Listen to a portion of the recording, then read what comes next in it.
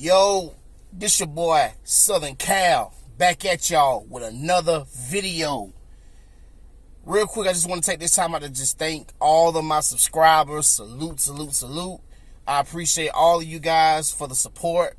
If you guys still have not subscribed to the page, please do so by clicking that like button, clicking that subscribe button, and while you're at it, hit the notification bell so you get a notification every time I drop a new video. Listen, man, I went on, we just got back from a much-needed family vacation in the Tennessee mountains. I enjoyed it. It was great. I loved it. Wish I could have stayed there for a couple more days, but, you know, we had to get back, and now it's back to life, back to reality. You know what I mean? But, anytime you have a chance to go on a vacation, man, listen, man, enjoy your life. Enjoy yourself. Enjoy your family. Sometimes you got to treat yourself. Sometimes you got to treat your family in life. You know what I mean? Others ain't going to do it for you. So sometimes you got to do it for yourself. You know what I mean? So you'll have a good time, man. All right? We're going to get into it. There's been a lot going on lately. Eazy Da Block Captain, you know, going back and forth on Twitter. He actually went live finally, you know, but it was Murder Mook that brought him out. And Murder Mook was saying that he spoke to Papoose, and, you know, Murder Mook was saying that, you know, Eazy better not lie, and this and that. So he finally went live and you know, pretty much said a whole bunch of nothing, if you ask me. You know, when I really sat down, had a chance to sit down and listen to it and digest everything, to me, he said a whole bunch of nothing. You know, and Rosenberg Raw, you know, of all people, interviewed him. And Rosenberg Raw didn't really ask all the right questions for real. Like, he didn't ask the type of questions that was supposed to be asked, because you could tell that they, you know, what they seem to be real cool or whatever. But I think had he went to another platform or somebody like Piper Boy Williams, or, you know, a platform like, that was my guy Angry Fan. Shout out to Piper Boy Williams. Shout out to Angry Fan. You know, if he had went to a platform like that right there, man, I think Caps, I think that Piper Boy, they would have asked him all the right questions. The questions that the people really wanted to know the answers to, or the people that the people really needed to know the answers to. I feel like they would have asked those questions or whatever, because one thing I like about Piper Boy and Caps is that they're not trying to be cool with nobody. They're not trying to be friends with these battle rappers like a lot of these bloggers are, trying to be cool, trying to be friends, trying to be down with these battle rappers. They're not having none of that. So, you know, they're gonna ask all the right questions. But Rosenberg Raw, I don't think he asked all the right questions.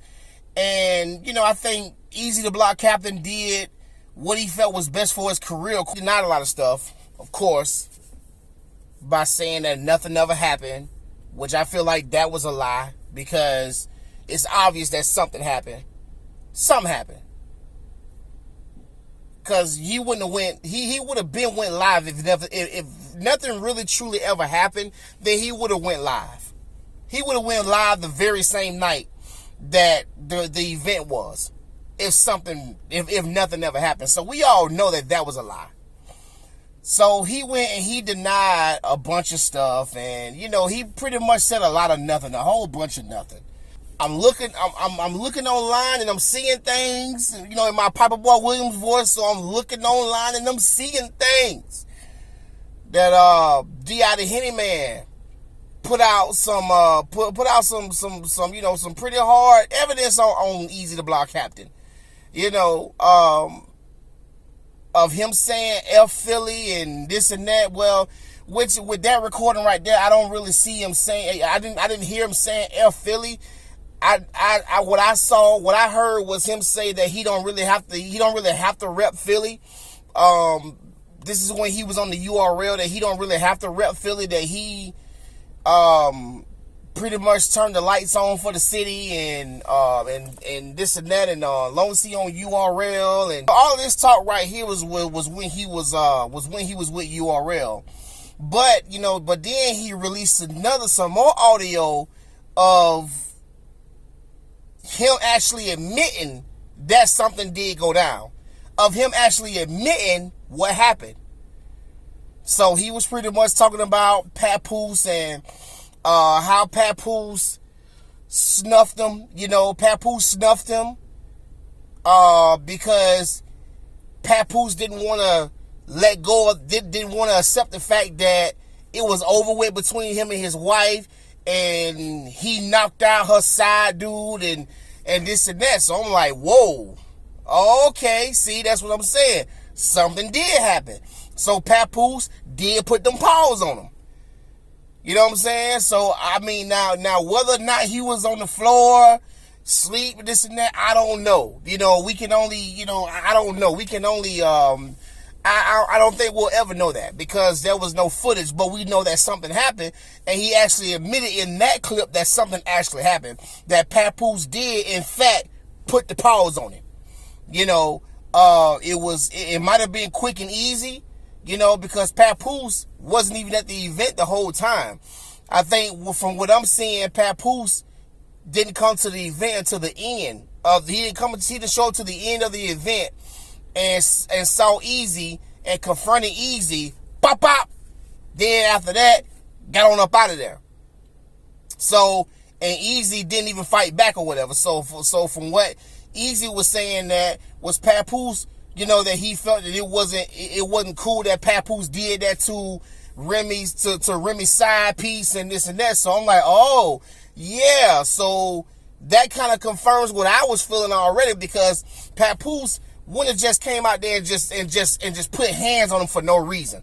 I mean, you don't just come out there and just start something. And Papoose don't seem like that kind of dude who just gonna come out there and just put hands on somebody for no reason. There has to be a reason as to why he put the paws on Eazy. And it came out now because I guess he was venting to somebody. And you gotta be very careful who you vent your problems to, man. But he was venting to whoever it was that he was venting to. They had him on record. They had him, they was recording or whatever, and sent it to D.I Da Hennyman, and he basically admitted that something actually did happen. That in fact, Papoose put them hands on him, and he pretty much, and in my opinion, he was pretty much admitting that he was smashing Remy. But I'ma still say allegedly for legal reasons.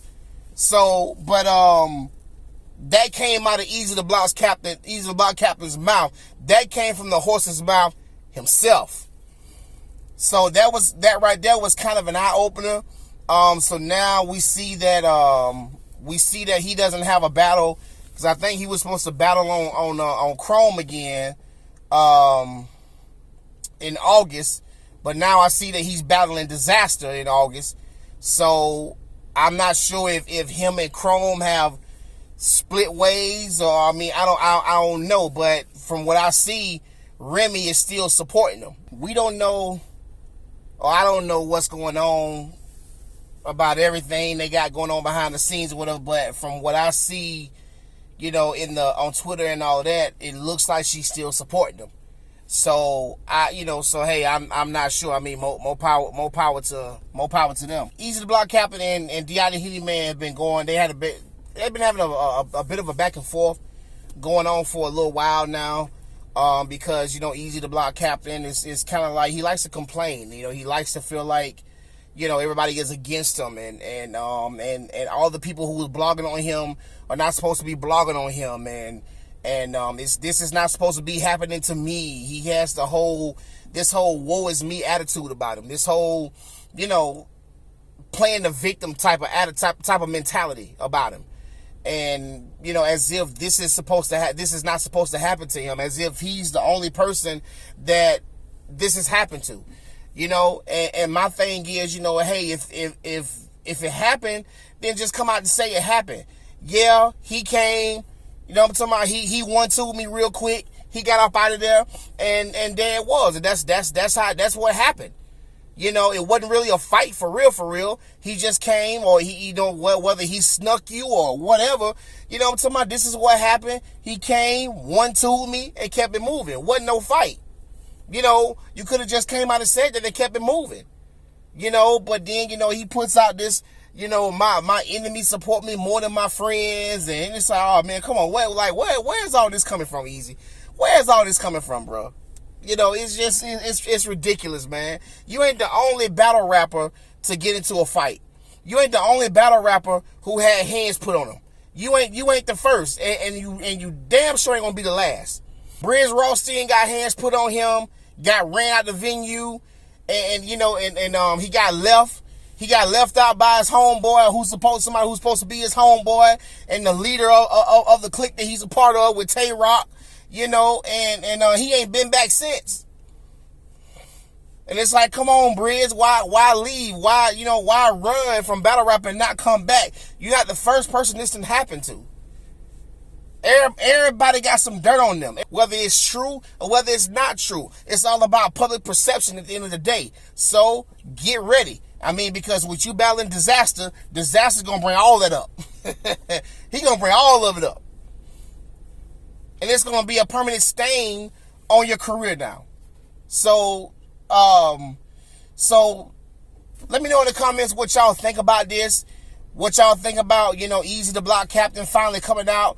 You know, we hearing the recording, the voice recording of Eazy Da Block Captain admitting that it actually happened, that he did come out and he 1-2'd him and kept it moving. This whole thing is a mess, man. But shout out to everybody. Shout out to D.I Da Hennyman. Shout out to everybody, bro.